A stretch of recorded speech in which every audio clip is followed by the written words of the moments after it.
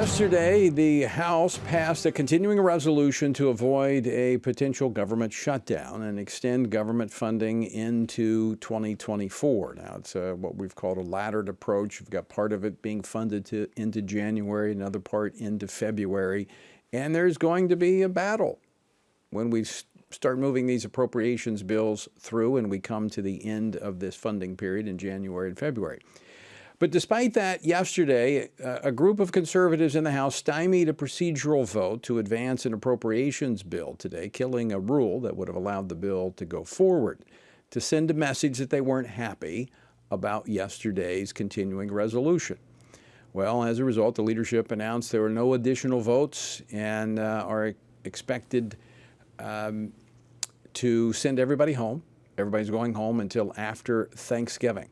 And so the whole idea is to allow them to cool off. We actually had a couple of physical or near physical altercations this week on Capitol Hill. I mean, the tensions have been building. So joining me now to discuss this and more, I guess give us a blow-by-blow, is Quena Gonzalez, Senior Director of Government Affairs here at the Family Research Council. Quena, welcome back to the program. Hey, Tony.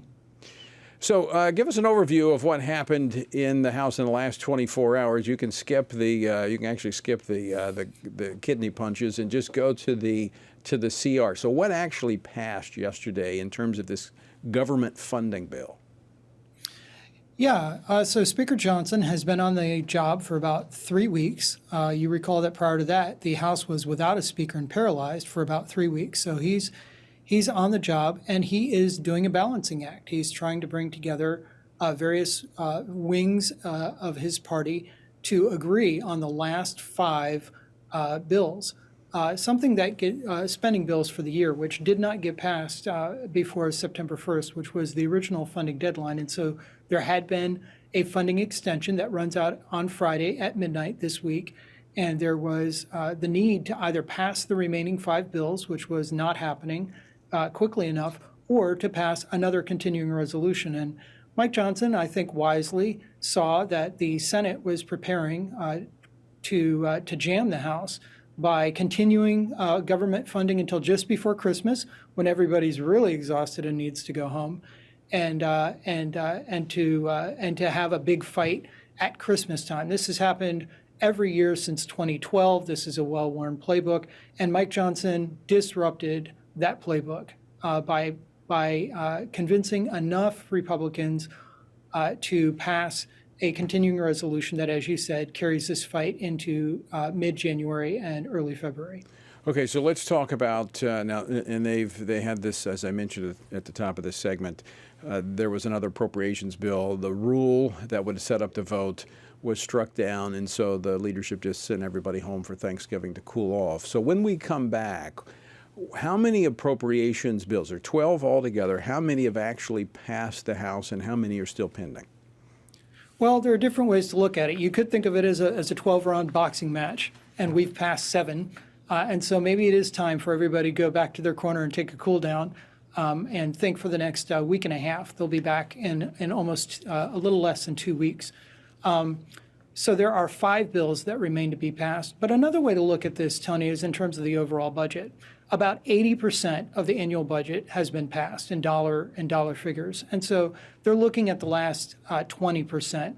And in that are some of the hardest fights, frankly, on our issues and other issues that are being debated on the Hill right now.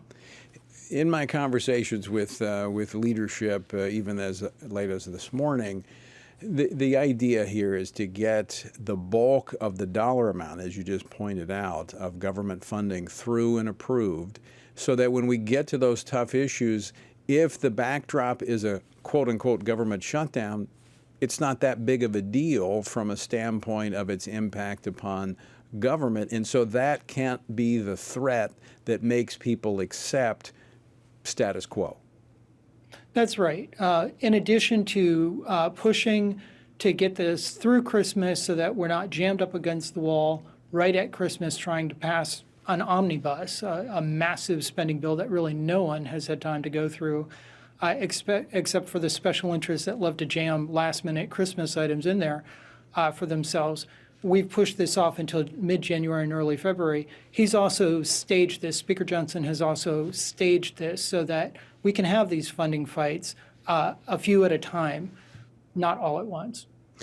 But given the fact that there's not a lot of legislative days once they return from Thanksgiving until the first of the year. Sounds like a lot of time, but you've got basically 2 weeks there for for Christmas that they're out. Don't come back in until usually the first full week in January. So they'll still have a lot of work to do. Very quickly, we're almost out of time, but the real battle is probably going to take place over the Ukraine funding bill with attached border security issues.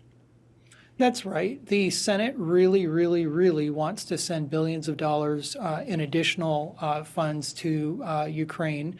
And conservatives in the House in particular, and some in the Senate, are pushing for reinforcing our own border in the South. And that is a fight that is playing out amidst all of this. All right, Quena Gonzalez, thanks so much for the update. Always great to see you. Thanks for stopping by on Washington Watch.